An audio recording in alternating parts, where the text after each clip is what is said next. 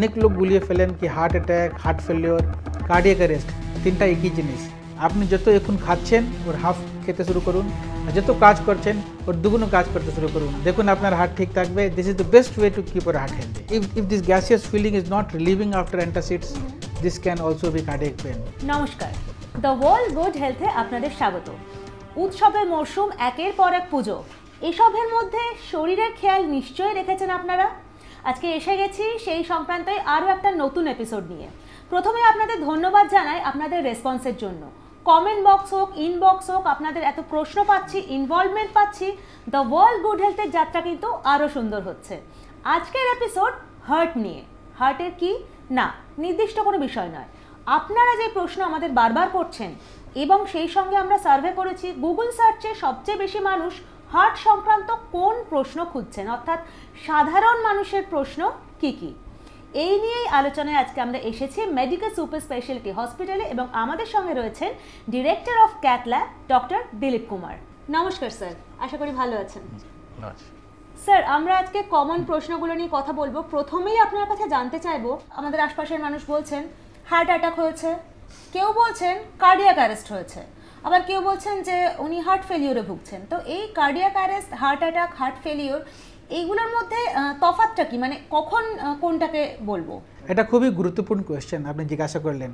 অনেক লোক গুলিয়ে ফেলেন কি heart attack, heart failure, cardiac arrest তিনটা একই জিনিস, কিন্তু সবাইকে জানতে হবে these are three entirely different scenarios and things.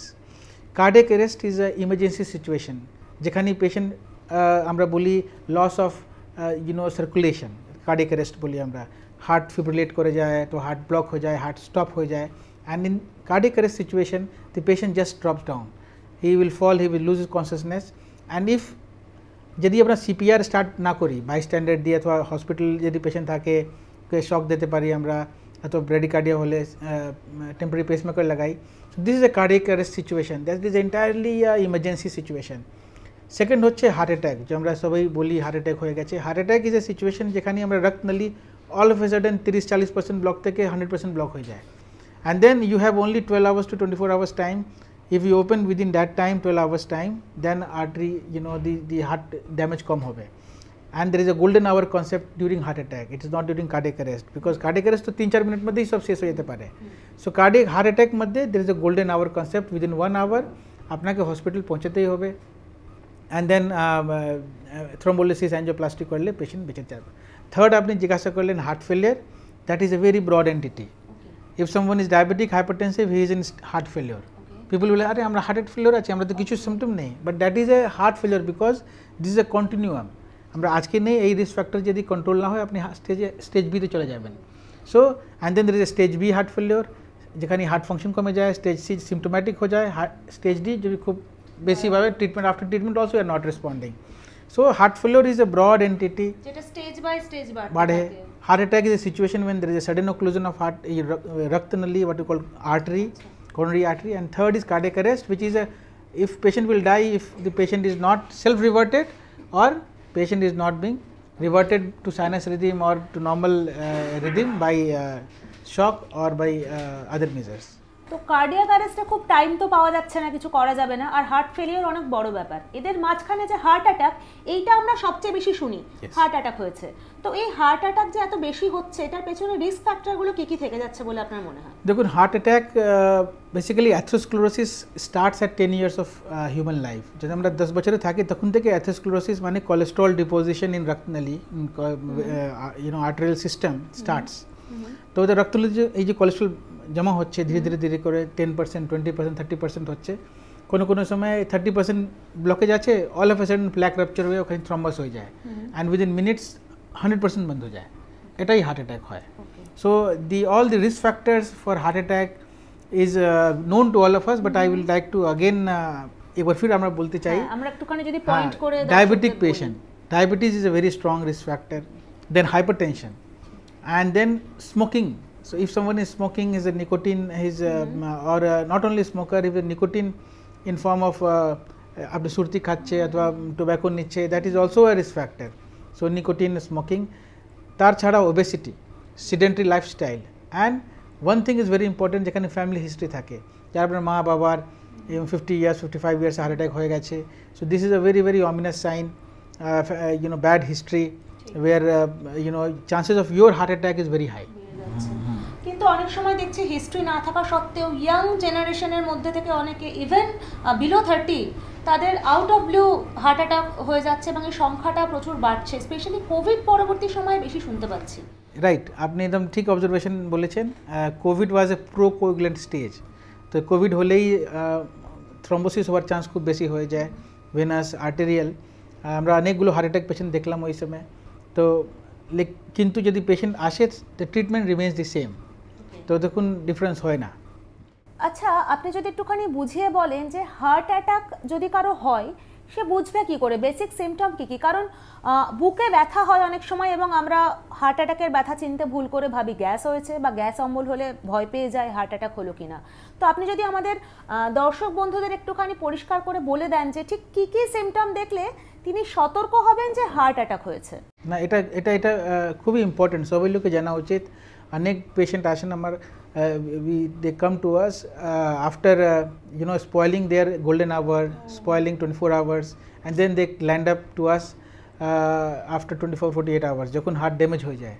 আমরা বুঝতেই পারি না কি হার্ট অ্যাটাক হয়ে গেছে। বেসিক্যালি মনে হবে যে নর্মাল যে হার্ট কার্ডিক পেন হয়, বুকের উপরে মনে হচ্ছে 20 কিলো ওজন রেখে দেওয়া হবে এরকম। It is a compressing pain and you will feel a weight, and this pain can radiate to left shoulder, left hand, and it can go up to jaw. So এরকম পেনের ক্যারেক্টারিস্টিক হলে constricting, compressing pain, heaviness, radiating to jaw, radiating to left shoulders, and যদি এর সঙ্গে যদি sweating হচ্ছে, যদি আপনি ঘামছেন, then this is a very very very important sign, ominous, very very clear cut signal that এটা হার্ট অ্যাটাক হচ্ছে, ইউ শুড নট ওয়েট। কোনো সময় পেশেন্ট এরকম ক্লাসিক্যাল পেন হবে না, they can present only with jaw pain, they can only have a gas feeling, suddenly মনে হচ্ছে কি আপনার গ্যাস হয়ে গেছে, প্রচুর গ্যাস হয়ে গেছে, and if this gaseous feeling is not relieving after antacids, this can also be cardiac pain.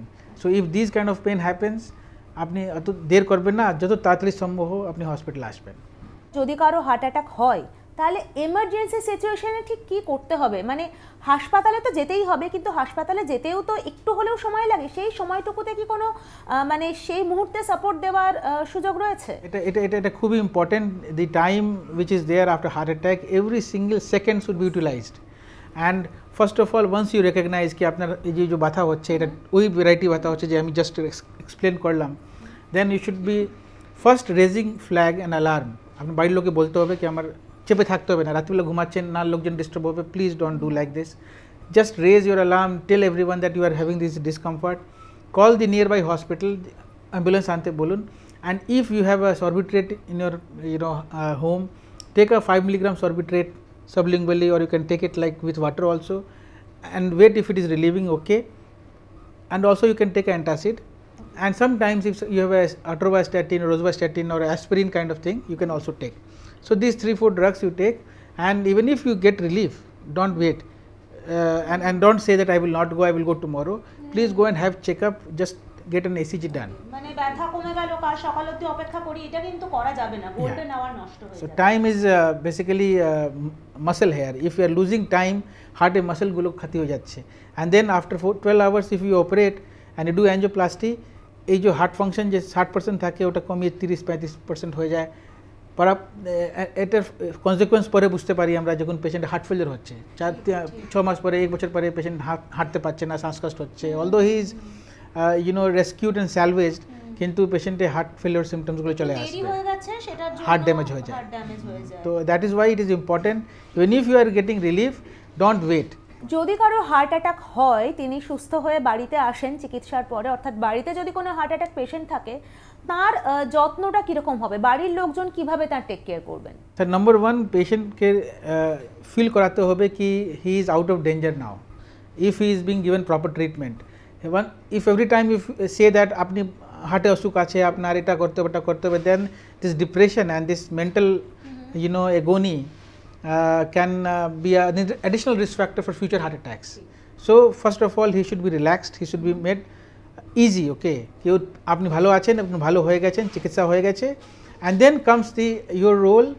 Drugs have to be given as per the recommendations যে দেওয়া হয়েছে আপনার, নিয়ম মেনে ওষুধ চলতে হবে, নাম্বার 1, নাম্বার 2 আপনাকে কোনো কোনো সময় আমরা ফ্লুইড রেস্ট্রিকশন করি যার হার্ট ফাংশন কম থাকে, if that is there you maintain that, otherwise if it is not maintained, not written, like if 60% ejection fraction থাকলে আগে তাড়াতাড়ি কাজ হয়ে গেলে আমরা ফ্লুইড রেস্ট্রিকশন বলি না, then no problem.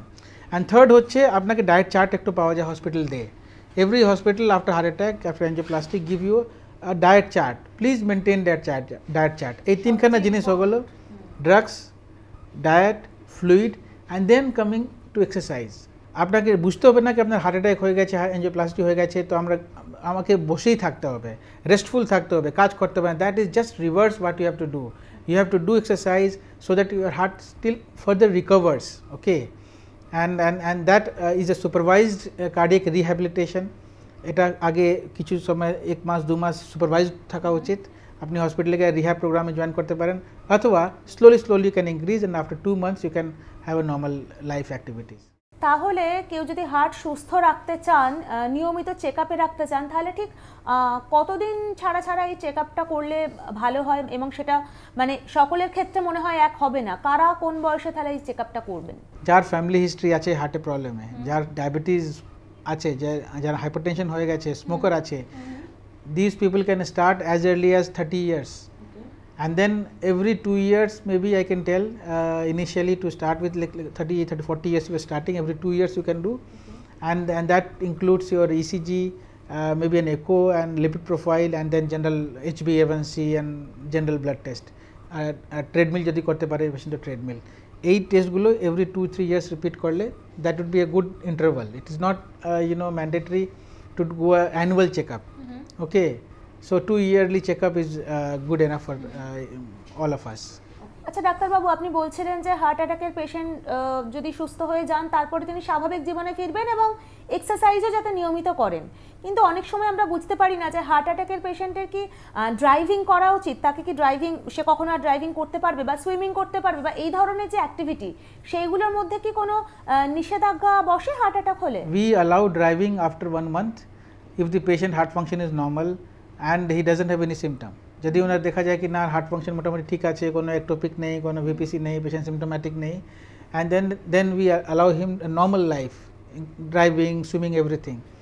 যার হার্টে যদি ইসিজিতে আমরা দেখি কি না একটু কিছু প্রবলেম দেখাচ্ছে, মাঝে মাঝে এক্সট্রা বিটগুলো আসছে, পেশেন্ট একটু মাথা ঘুরে ঘুরে যাচ্ছে, কোনো কোনো সময় আমরা ওষুধ দিই, তারপরে আমরা বারণ করি কি আপনি সুইমিং আর ড্রাইভিং করবেন না, বাট ইফ ডিপেন্ড করে ইসিজি করতে, হ্যাঁ.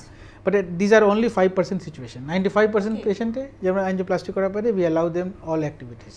So he can do driving, he can do swimming, he can go for trekking also if but obviously before that you should seek your cardiologist opinion. আরেকটা প্রশ্ন আমরা অনেক বেশি সংখ্যায় পাচ্ছি যে হার্টের যদি কোনো ইস্যু থাকে, যেহেতু হার্টের ইস্যু এখন অনেক কম বয়সে হচ্ছে, সেক্ষেত্রে তারা কি ফার্টিলিটি সংক্রান্ত কোনো সমস্যায় পড়তে পারেন, বা হার্ট অ্যাটাক হলে কি সেটা ফার্টিলিটিতে এফেক্ট করে? Heart attack or even angioplasty or even a bypass surgery doesn't affect the fertility of a person, okay. So the things are absolutely fine, and one should not feel ki fertility mane koi problem hobe, and after a certain period of time we also allow the patient having a normal sexual activity.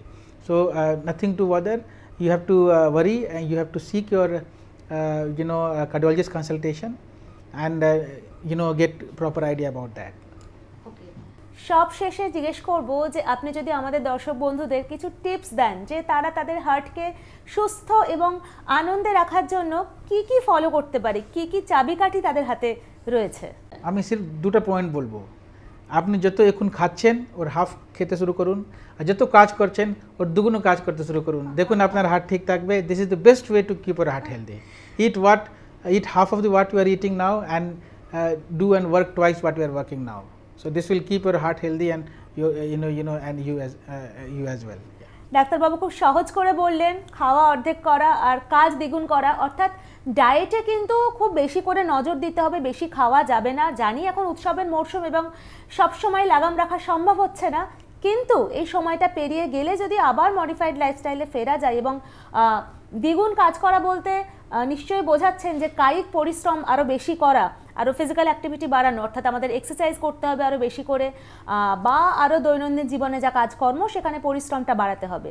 তাহলে আমার মনে হয় সুস্থ heart আমাদের জন্য খুব কঠিন কোনো বিষয় নয়। ভালো থাকবেন সকলে, সুস্থ থাকবেন। দেখা হবে অন্য কোনো এপিসোডে দ্য ওয়াল গুড হেলথে। নমস্কার। নমস্কার।